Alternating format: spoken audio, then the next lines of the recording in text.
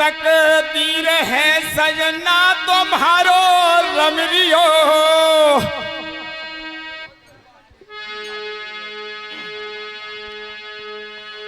हे जी तो कैलासन वे लाडली रे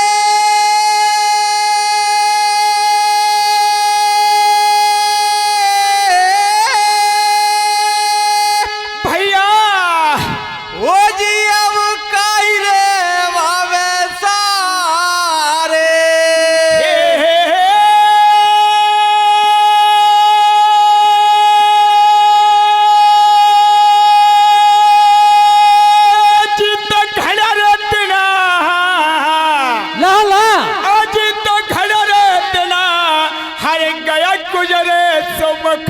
से नाय बोले भरे हे जी तो भजन करे वा कोणी कोरे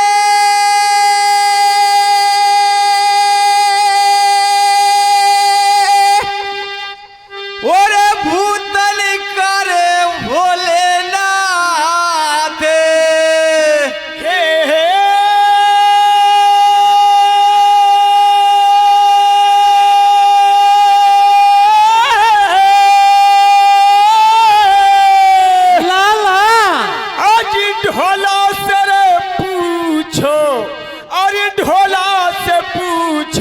अरे सकीरे थारी भरी कोड़ी में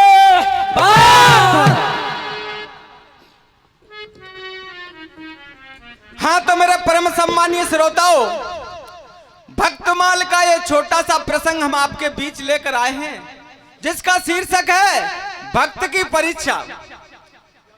तो सज्जनों, वृत्तांत इस प्रकार से है कि एक समय भगवान भोलेनाथ अपनी धुनी रमा लेते हैं तो मां गिरजा भवानी रूठ कर अपनी सखी के पास पहुंच जाती है।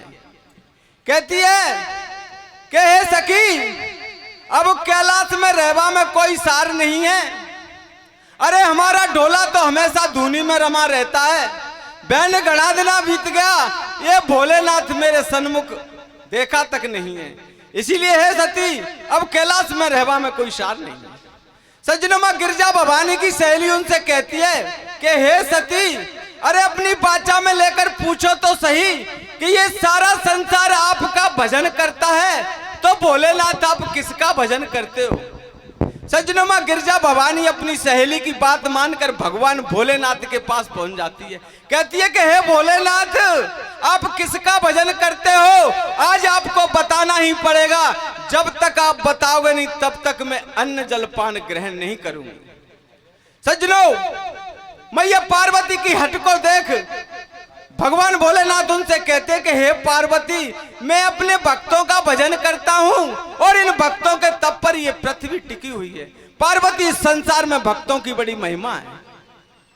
तो मां गिरजा भवानी कहती है कि हे भोलेनाथ, ऐसे भक्तों के दर्शन मुझे भी करवा दो, परंतु मेरी एक शर्त है कि मैं ऐसे भक्त की परीक्षा लूंगी।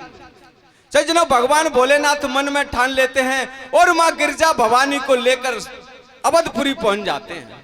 भगवान भोलेनाथ कोडी बन जाते हैं और मां जगत भवानी एक साध्वी का रूप धारण कर लेती है और वो राजा मानदाता की पुष्प वाटिका में पहुंच जाते हैं। सज्जनों, कई वर्षों से सूखा पड़ा वो बाग उनके चरण पड़ते ही हरा भरा हो जाता है। ये सारा नजारा देख मालिन संदेश पहुंचाने के लिए राजा मानदाता के पास महलों में दौड़ी चली जाती है। सज्जनों, राजा मानदाता के धर्मांध और दानवीर राजा थे। ये भगवान श्री राम के पूर्वज थे। तो प्रिय बंधुओं, जब राजा मानदाता की भेंट वो साध्वी और उसके कोढ़ीला पति से होती है और वो राजा मानदाता से क्या दान मांगते हैं, भैया आगे कथा हम आपको कीर्तन के माध्यम से सुनाएंगे। कृपया शांति बना रखें। धन्यवाद।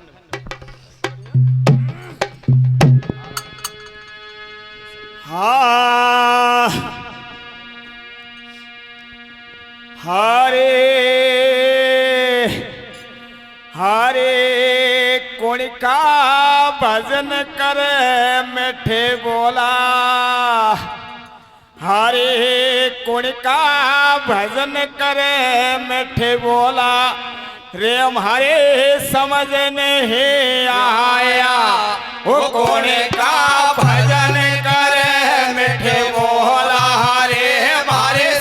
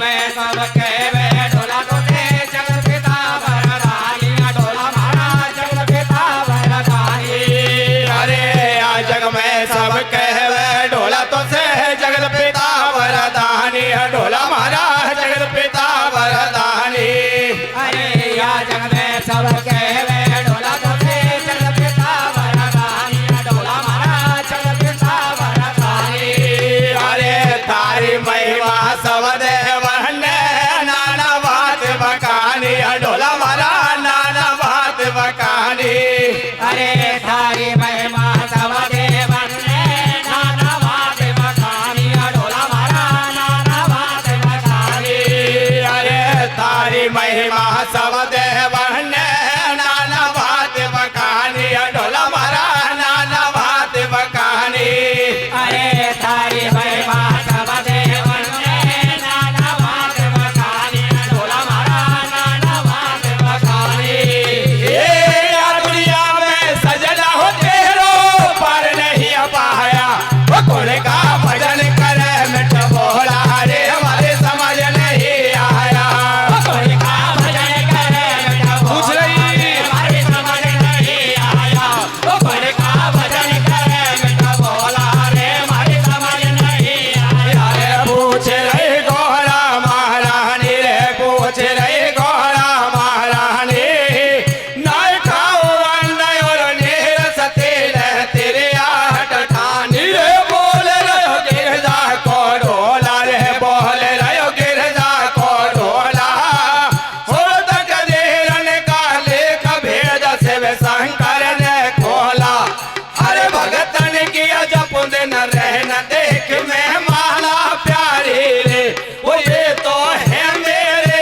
भगवान रमण में उनको हारी रे वो सुनकर शिव लहरी के बहन उमा को हियो हिल गोरे वो यारी टेढ़ी पट के पलम से लछाती पे चली गोरे ये शिव राजा सुन ले मन प्यारे काट काट तन दान कियो ऋषि दरीच ने अपना चोला देवराज को सौंप दिया ये ऐसे ऐसे भगत कबर जा पै देख भूमंडल में ऋषि जहनु ने गंगा जी को कर लिया बांध कमंडल में हाँ सुन के वाणी से भी शंकर के गौर करे विचार रे भगत के दर्शन करवा